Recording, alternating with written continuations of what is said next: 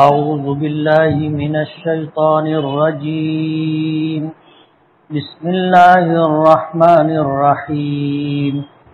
هل أتاك حديث الغاشية وجوه يومئذ خاشعة عاملة ناصبة تصلى نارا حامية تسقى من عين آنية ليس لهم طعام إلا من ضريع لا يسمن ولا يغني من جوع وجوه يومئذ ناعمة لسعيها راضية في جنة عالية لا تسمع فيها لاغية فيها عين جارية فيها سرر مرفوعة وأكواب موضوعة ونمارق مصفوفة وزرابي مبثوثة أفلا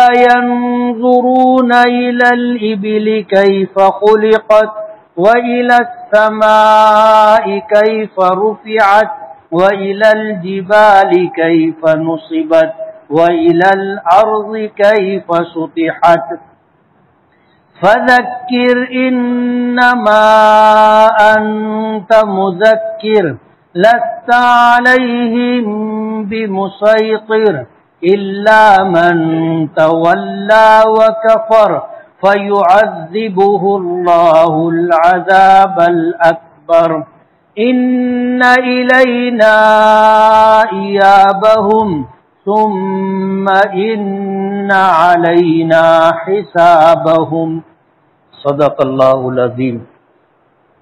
سبحانك لا علم لنا إلا ما علمتنا إنك أنت العليم الحكيم.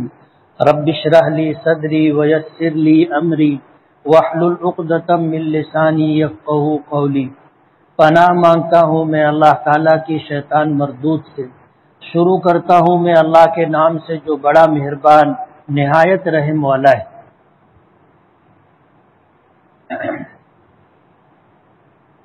کیا آپ تک بھی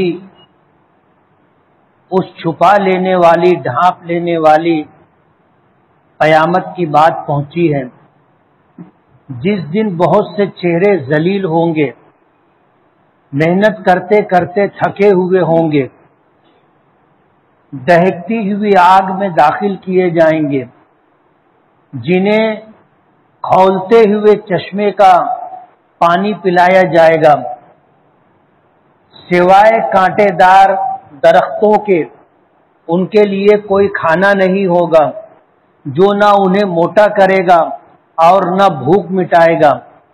اور بہت سے چہرے اس دن تر و تازہ آسودہ حال ہوں گے, اپنی کوششوں پر راضی اور خوش ہوں گے, بلند بالا جنتوں میں ہوں گے جس میں کوئی ناخوشگوار بات نہیں سنیں گے, جس میں بہتے ہوئے جاری چشمے ہوں گے, جس میں بلند تخت ہوں گے اور آبخورے رکھے ہوئے ہوں گے اور تکیے قطار سے لگائے ہوئے ہوں گے اور مخملی غالیچے مسندیں پھیلی پڑی ہوں گی. کیا ان لوگوں نے دیکھا نہیں اونٹ کی طرف کہ اسے کس طرح کیسے پیدا کیا گیا ہے, اور آسمان کی طرف کہ اسے کس طرح بلندی دی گئی ہے, اور پہاڑوں کی طرف کہ انہیں کیسے نصب کیا گیا ہے, اور زمین کی طرف کہ اسے کیسے پھیلایا گیا ہے, بچھایا گیا ہے. بس آپ نصیحت کرتے رہیے, آپ نصیحت کرنے والے ہیں, آپ ان کے اوپر داروغہ بنا کر کے نہیں بھیجے گئے سوائے ان لوگوں کے جنہوں نے منہ موڑا اور کفر کیا, بس انہیں اللہ تعالیٰ بہت بڑا عذاب دے گا. بے شک ہماری ہی طرف ان کو لوٹ کر کے آنا ہے, پھر ہم پر ہی ان کے حساب لینے کی ذمہ داری ہے.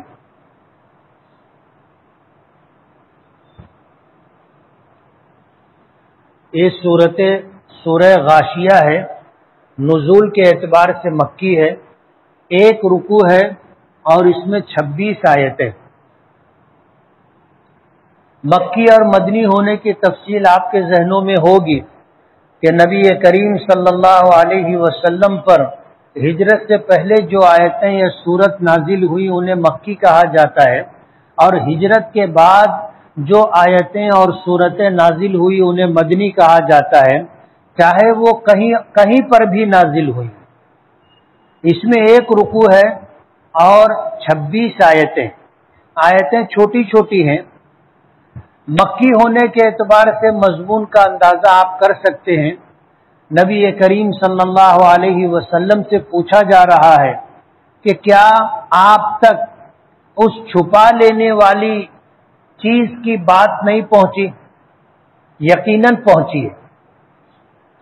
مکہ مکرمہ میں رہتے ہوئے لوگوں سے نماز کا، روزے کا، زکوٰۃ کا، حج کا اور دیگر جتنے سارے احکامات ہیں، ان احکامات کے تعلق سے باتیں نہیں تھی۔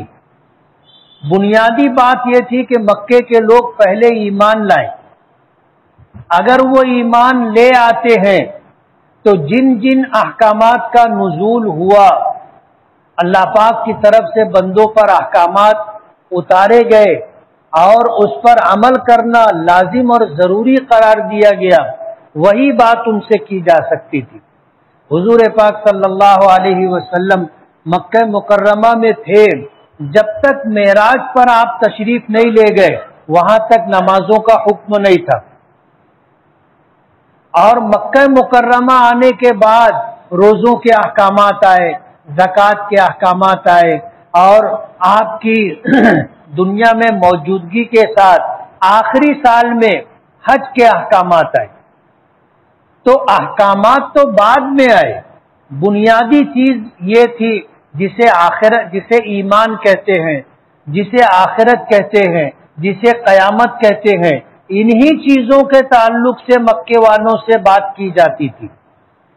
تو قیامت کے تعلق سے نبی کریم صلی اللہ علیہ وسلم سے پوچھا جا رہا ہے، سوال ہے حل اتاک حدیث الغاشیہ، کہ کیا آپ تک اس ڈھانپ لینے والی بات، اس ڈھانپ لینے والی چیز کی بات آپ تک پہنچی؟ یقیناً پہنچی، جس کو قیامت کہتے ہیں، کہ جب قیامت آئے گی تو سب چیزوں کو ڈھانپ لے گی، یعنی کوئی چیز بھی باقی نہیں ہوگی جو اس سے باہر۔ آسمان ہے، زمین ہے، ایسی بڑی بڑی مخلوقات سب اس کی لپیٹ میں آئے گی۔ تو قیامت کی بات آپ تک نہیں پہنچی ہے کیا؟ یقیناً پہنچی ہے۔ پھر اللہ پاک فرماتے ہیں وجوہ یومئذ خاشعہ، جب قیامت آ جائے گی اور لوگ اپنی قبروں سے نکلیں گے، میدان محشر کی طرف چلیں گے، میدان محشر میں اکٹھا ہوں گے، تو اس دن بہت سے چہرے ذلیل ہوں گے۔ خاشعہ کے معنی جھکے ہوئے۔ آدمی جب شرمندہ ہوتا ہے اور جب اسے اپنی کسی بات پر پچھتاوا ہوتا ہے تو عام طور پر آپ نے دیکھا ہوگا کہ وہ اپنا چہرہ جھکا لیتا ہے، نظریں جھکا لیتا ہے، چہرہ جھکا لیتا ہے۔